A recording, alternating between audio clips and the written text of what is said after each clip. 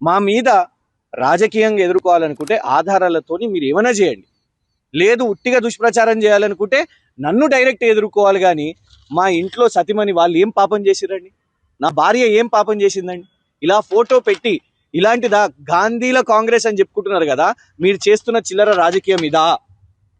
దీని మీద విచారణ చేపట్టాలి, కేసు వేయాలి.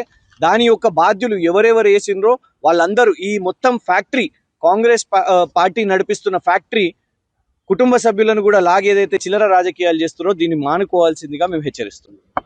పొంగులేటి శ్రీనివాస్ రెడ్డి గారి రాఘవ కన్స్ట్రక్షన్స్ అక్రమ మైనింగ్ ని ప్రశ్నించడం నేరమా? అంగన్వాడీ టీచర్లకు పంపిణీ చేస్తున్న స్మార్ట్ మొబైల్ ఫోన్స్ ఏదైతే కాంట్రాక్ట్ ఉందో అందులో 30 కోట్ల ముడుపులు వాటిని ప్రశ్నించడం, మరి సీతక్క గారిని మేము దాని మీద సమాధానం చెప్పాలి, సిబిఐ ఎంక్వైరీ విచారణ చేపట్టాలని కోరడం నేరమా? ఇవాళ మేము కాంగ్రెస్ ప్రభుత్వాన్ని ప్రజాస్వామికంగా ప్రశ్నలు అడుగుతున్నాం, వాళ్ళు చేస్తున్న కుంభకోణాలు కానివ్వండి వారిని నిలదీస్తున్నాం. కానీ దానికి సమాధానాలు చెప్పకుండా ఇవాళ గాంధీ భవన్ కేంద్రంగా కాంగ్రెస్ నాయకులు వ్యక్తిగతంగా మా మీద దుష్ప్రచారం చేస్తున్నారు.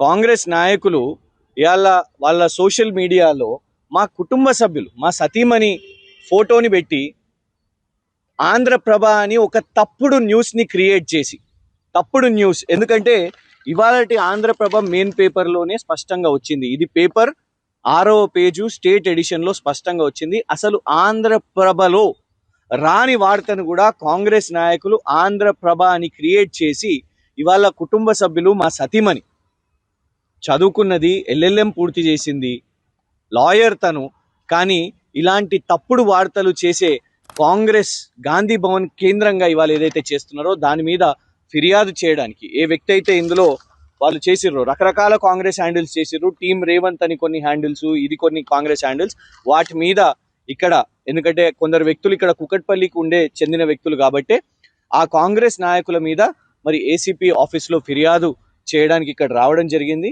ఒకటే, బీఆర్ఎస్ పార్టీ యొక్క అధికార ప్రతినిధిగా, బీఆర్ఎస్ పార్టీ యొక్క రాష్ట్ర సోషల్ మీడియా కన్వీనర్గా మేము ఖచ్చితంగా ప్రజల పక్షాన ప్రజల అంశాల మీద క్వశ్చన్ చేస్తాం. జూపల్లి కృష్ణారావు గారి సోమ్ డిస్టిలరీస్ విషయం మీద, కాంట్రాక్ట్ విషయం మీద క్వశ్చన్ చేసినాం, ఆధారాలతో క్వశ్చన్ చేసినాం. రేవంత్ రెడ్డి గారి అల్లుని యొక్క మ్యాక్స్బియన్ ఫార్మా గురించి బయటపెట్టినాం, మెడికోవర్ యొక్క షేర్స్ గురించి బయటపెట్టినాం, ఆధారాలతో బయటపెట్టినాం.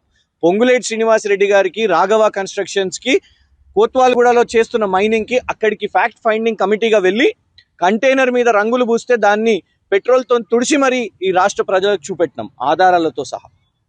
సీతక్క గారి విషయంలో కూడా ఆధారాలతో సహా మేము కేంద్ర మంత్రి అన్నపూర్ణాదేవి గారికి ఆధారాలు వారికి ఇచ్చి మేము ఫిర్యాదు చేసినాం.